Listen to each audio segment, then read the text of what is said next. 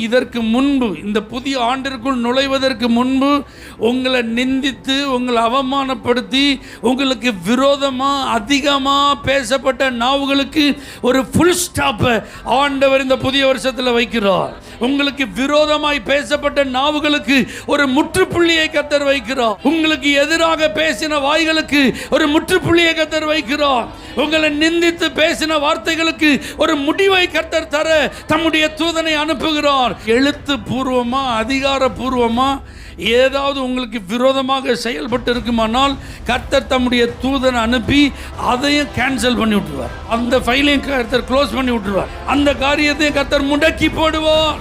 உங்களுக்கு விரோதமா ஒரு காரியம் நடக்குது அப்படின்னா, பேச்சு நடக்கு, எழுத்து பூர்வமான காரியங்கள் நடக்கு அப்படின்னா கர்த்தர் ஒரு தூதனை அனுப்புவார்.